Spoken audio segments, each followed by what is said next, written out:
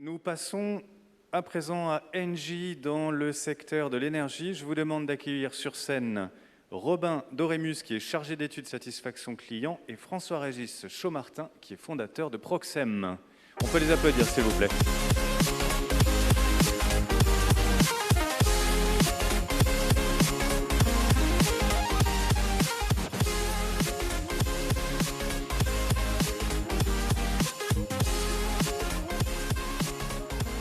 Alors, merci à vous deux. Avant de commencer, la régie va me taper dessus si vous ne retirez pas vos badges pour les photos. Merci beaucoup. Alors, Robin, vous allez nous dire comment vous utilisez l'analyse sémantique sur les verbatims de vos relations clients pour diminuer votre churn, c'est-à-dire votre taux d'attrition. Et à vos côtés, François-Régis Chaumartin. Alors, François-Régis, j'allais vous présenter comme le président fondateur d'une des plus belles pépites françaises de l'intelligence artificielle, mais je ne sais pas si je peux encore le faire, puisque Proxem a rejoint cet été la grande famille de Dassault Systèmes. Donc félicitations pour ça. En tout cas, je vous passe la parole à tous les deux pour nous raconter comment vous avez collaboré sur ce projet de compréhension du langage naturel. Merci à vous. Merci beaucoup. Et effectivement, pour nous présenter en quelques mots tous les deux et faire un retour d'expérience sur l'amélioration de la satisfaction client grâce à l'analyse sémantique de la voix du client. Donc, je suis François Chaumartin et j'ai le plaisir d'être avec Robin Dorémus qui va se présenter dans un instant. Juste pour dire deux mots sur Proxem, dont vous avez peut-être entendu parler. L'an dernier, ici même, on avait gagné le coup de cœur des trophées de l'innovation pour notre plateforme d'analyse sémantique. On est leader français sur le fait de comprendre des mots pour les transformer en indicateurs calculables. Et comme vous le disiez tout à l'heure, on a rejoint le groupe Dassault Systèmes cet été.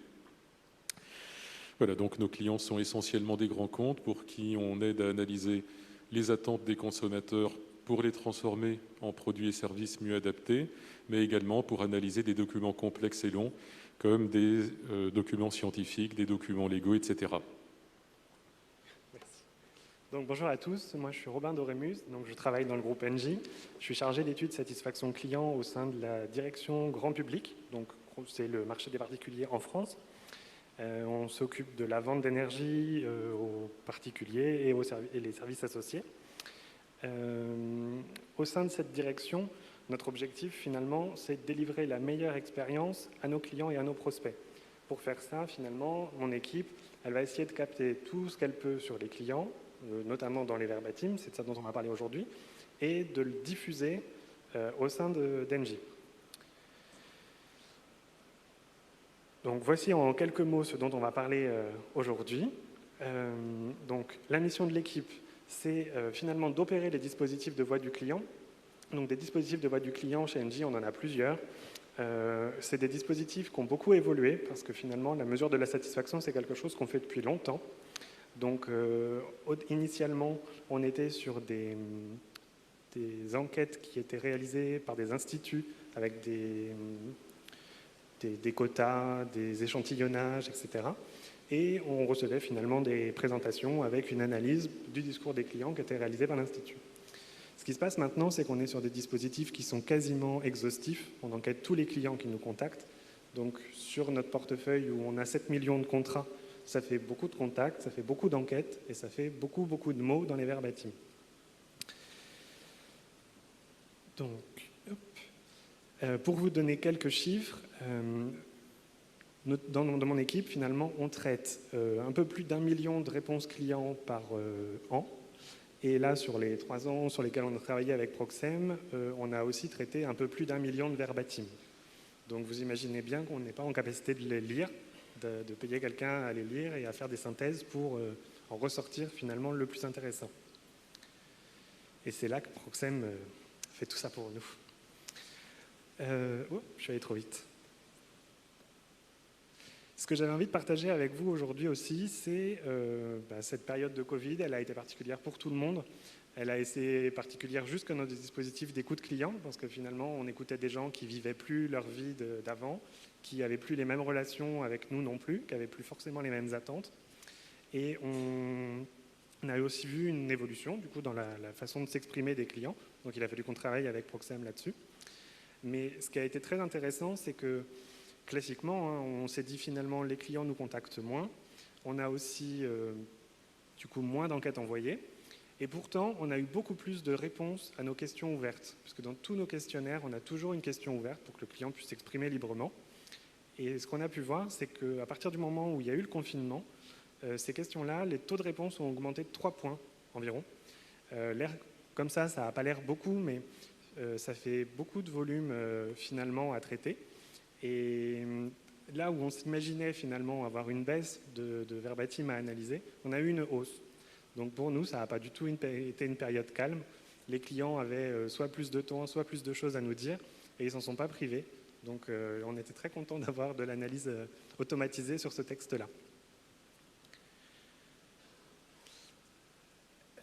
Donc pourquoi l'analyse sémantique? J'en ai déjà parlé un petit peu, mais ce qu'on vit au quotidien, c'est que d'accord, on a des enquêtes de satisfaction, on a des clients qui nous répondent, qui nous donnent des notes sur tout un tas d'indicateurs qu'on leur demande, mais ça ne suffit pas en fait pour identifier qu'est-ce qu'on doit faire pour améliorer leur expérience client. On a des taux, ça c'est parfait pour suivre du coup des indicateurs, les donner à une direction, etc. Mais opérationnellement, ça ne suffit pas. Et donc c'est là que le verbatim prend toute son importance, parce qu'il faut pouvoir donner finalement du corps, des exemples, des choses concrètes pour dire voilà, c'est ça que nous disent nos clients. Et donc, comme je vous le disais tout à l'heure, on n'a pas humainement la capacité d'intégrer tout ce que nos clients nous disent, et c'est pour ça qu'on utilise une machine pour le faire. Quand on utilise cette machine, ce qui se passe, c'est qu'on arrive du coup à identifier tout un panel d'irritants, de félicitants, parce qu'on imagine souvent que les clients, quand ils répondent aux enquêtes de satisfaction, c'est pour se plaindre. En fait, c'est complètement faux. La plupart du temps, on a des clients qui sont très contents, qui veulent remercier le conseiller qu'ils ont eu au téléphone, qui veulent remercier pour la clarté des informations, pour les conseils apportés, etc. Donc c'est aussi très important de ne pas se focuser que sur la partie insatisfaction et plainte finalement du client. Donc ça a été le constat qu'on a fait finalement il y a presque 4 ans maintenant. Et à partir de ce moment-là, on s'est dit il faut qu'on fasse plusieurs essais avec des sociétés qui font de l'analyse sémantique pour voir finalement qui arrivait le mieux à comprendre le discours de nos clients et à le restituer sous forme de parcours client ou vraiment d'irritants et de leviers actionnables pour nos opérationnels. Donc évidemment, vous vous en doutez, c'est Proxem qui a gagné cet appel d'offres. Et ce qu'on a vraiment apprécié dans leur démarche, c'est que c'était une approche multisource. Parce que comme je vous disais, on a plusieurs dispositifs. On a des verbatims de clients qui viennent d'horizons assez différents. On va avoir un client qui va donner un verbatim juste après nous avoir appelé, un autre qui va donner un verbatim après avoir navigué sur notre site web. Et concrètement, déjà ces clients-là, ils sont parfois différents, ils ne s'expriment pas pareil, ils ne sont pas enquêtés toujours sur les mêmes canaux, il y en a qui vont recevoir des emails, d'autres qui vont recevoir des SMS, et du coup ça va se ressentir dans le texte, parce qu'on n'écrit pas de la même façon sur ces supports-là. Et la solution permet de comprendre finalement la formulation de tous ces formats de texte.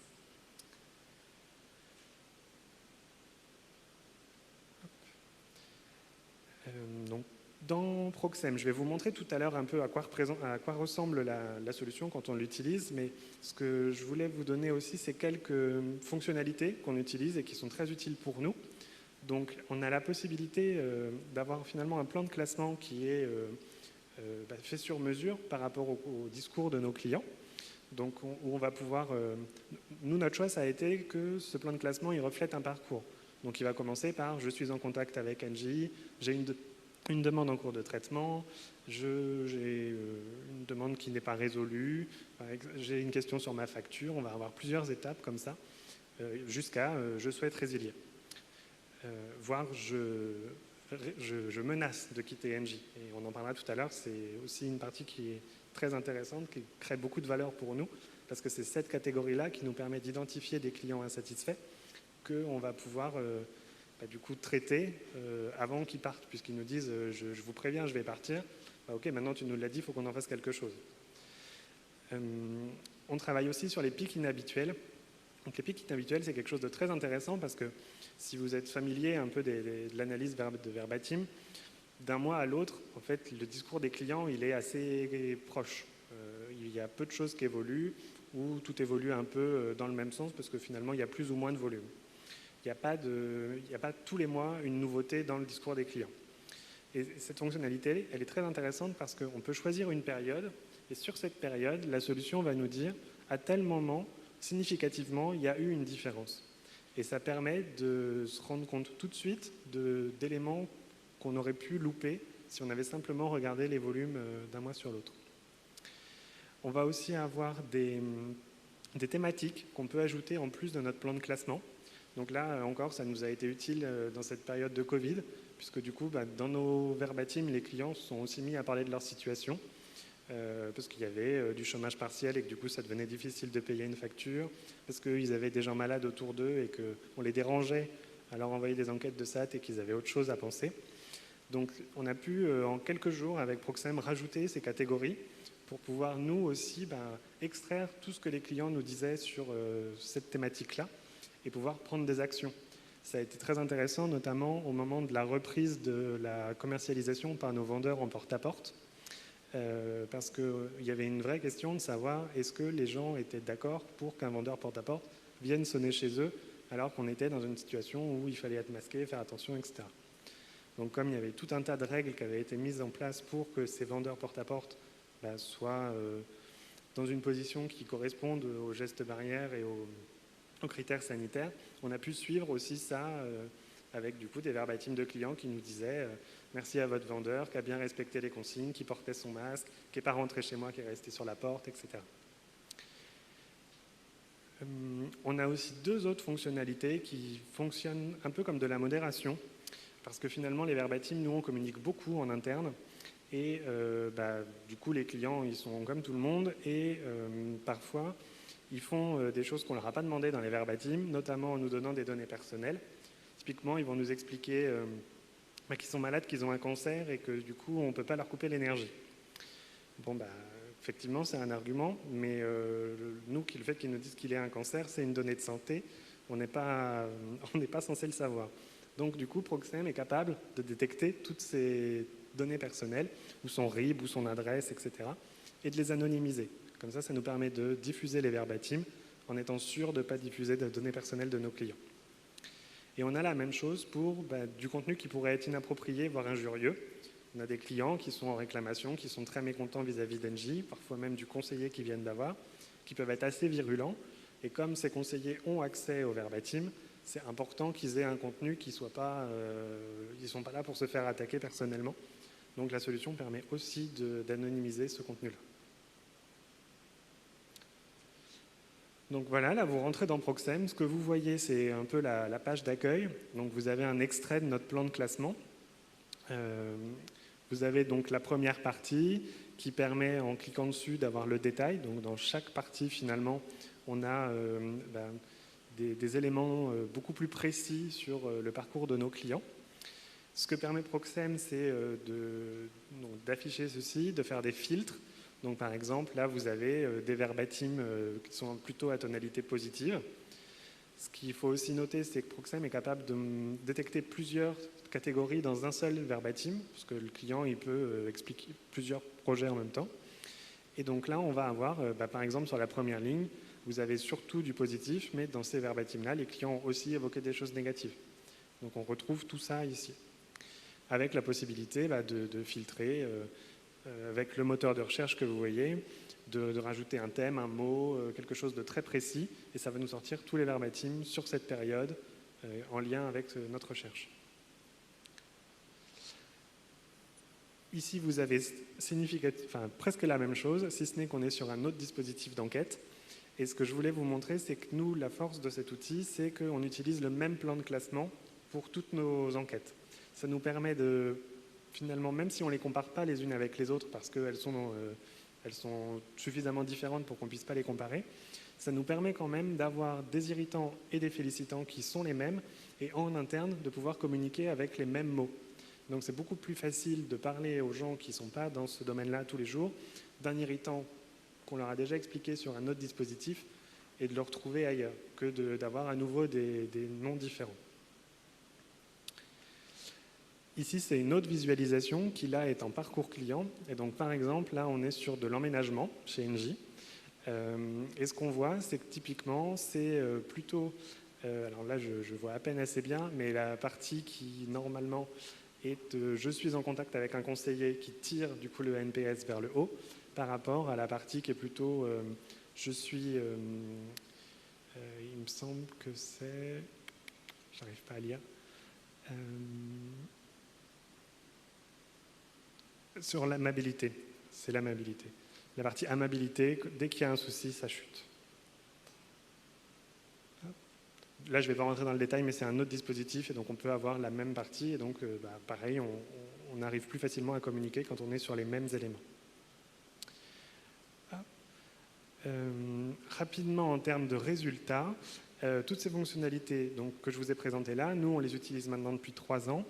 L'intérêt pour nous, ça a été vraiment de pouvoir affiner quels sont les irritants de nos clients, de pouvoir le diffuser largement en interne et de pouvoir aussi les voir disparaître.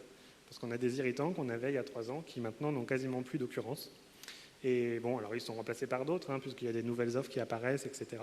C'est un dispositif qui est vivant et qu'on arrive à faire évoluer assez souvent avec Proxem. Ça nous permet d'avoir des verbatims élogieux. On s'en est beaucoup servi pendant la période de confinement parce que nous, on était du coup sur des fonctions support moins en contact avec les clients et on a pu communiquer énormément sur des verbatims très positifs. Et ça nous permet donc d'affiner notre processus de recontact puisqu'on peut identifier des clients qui ont mis des mauvaises notes, mais aussi des clients qu'on appelle un peu « oui mais », qui vont avoir mis une bonne note, mais qui dans leur verbatim vont expliquer quelque chose de négatif. Et donc maintenant, on va du coup très loin puisqu'on réappelle finalement tout client qui soit insatisfait ou pas totalement satisfait. Et ça, on le revoit plus tellement dans nos enquêtes de satisfaction parce que nos taux de satisfaction sont très hauts, mais on le voit au niveau de la recommandation, où sur la recommandation, en l'espace d'1 an, 1 an et demi, on a certains dispositifs où on a gagné 40 points de NPS, donc ce qui est énorme. Donc, voilà ce que je pouvais vous dire sur Engie. Merci beaucoup Robin pour cette présentation de retour d'expérience fonctionnelle. Alors j'aime bien dans les conférences, et je vais prendre juste 2 minutes avant des questions-réponses, parler un petit peu de technologie et soulever le capot. Vous voyez, quand on veut faire de l'analyse sémantique, l'une des difficultés finalement c'est, ok, on se retrouve avec des millions de mots, c'est d'arriver à en comprendre le sens. Comprendre le sens, modestement, on va dire, ça va se ramener aujourd'hui à venir surligner des concepts que la machine comprend, en tenant compte des problèmes linguistiques comme les synonymes, les homonymes, les ambiguïtés. Ça va revenir également à venir classifier des documents et, au final, à extraire des relations entre les concepts. Si on arrive à faire bien ces 3 opérations, eh bien, on est les rois de la data textuelle. Donc là, juste pour vous montrer quelques exemples sur un corpus public qui est celui du grand débat national sur la transition écologique. Vous voyez, on va surligner trier mes déchets, ampoules basse consommation, moins de pesticides. Et on se rend compte intuitivement que plus on comprend des concepts, plus on surligne des concepts, meilleure est la compréhension qu'on peut avoir. Et c'est le fait de passer des mots aux concepts sous-jacents qui permet de parler vraiment de sémantique. Et c'est ce que nous faisons chez Proxem, donc chez Exalid au sein de Dassault Systèmes maintenant. Un autre point important, c'est d'avoir des visualisations riches qui permettent de comprendre d'un seul coup d'œil une situation. La partie la plus intéressante au final, c'est comment est-ce qu'on peut faire tout ça pour venir trouver au final des pépites dans du texte. Donc, très rapidement, 3 fonctionnalités intéressantes. La découverte des concepts. On essaye à gauche de créer un plan de classification ou une vision du monde, une ontologie ou une taxonomie. Et à la base, on n'a rien, si ce n'est, vous voyez en haut à droite, 1 demi-million de documents, donc plusieurs dizaines de millions de mots. En cliquant sur le bouton « Lancer le calcul », en utilisant des réseaux de neurones, des word embedding, des CNN, etc., donc beaucoup de technologies, le système est capable de trouver automatiquement de quoi est-ce qu'on parle. Par exemple, plus de transports en commun moins chers, des crédits d'impôt, des primes à la conversion, consommer des produits locaux, des produits de saison, composter les déchets, trier les déchets, lutter contre les maladies respiratoires, lutter contre l'obsolescence programmée des produits électroménagers, encourager l'agriculture bio, etc. Et donc le système est capable de proposer automatiquement énormément de proto-concepts et c'est à charge pour vous, experts métiers, de les valider. Alors c'est bien beau de trouver des concepts, encore faut-il qu'ils soient précis, c'est-à-dire il faut savoir gérer des problèmes d'ambiguïté. Les mots ont plusieurs sens. Par exemple, dans ce contexte, Hollande, le système complètement automatiquement détecte qu'il y a deux sens. Dans 8 cas sur 10, on va parler de la Hollande, le pays, à cause de ces pistes cyclables mieux faites, plus nombreuses. Et dans 2 cas sur 10, on va parler de François Hollande. Et le système est capable de séparer automatiquement les deux sens.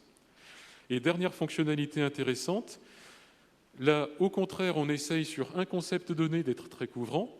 Imaginons, à un moment donné, j'ai la notion de producteur local. Eh bien, le système est capable de trouver automatiquement des quasi-synonymes, à charge pour vous de venir choisir des synonymes comme produit producteur, acteurs locaux, producteurs du coin, et ce faisant, vous enrichissez les concepts. Voilà, si l'aspect technologique vous intéresse, je vous invite à venir à 16h voir un atelier en salle 5, où je soulèverai le capot un petit peu plus sur tout ça. Merci beaucoup. Oui, parce qu'en plus, vous êtes enseignant, auteur de livres, conférencier, etc. Ça fait un petit bout de temps, effectivement, qu'on a échangé. Et moi, je trouve ça toujours passionnant de vous écouter.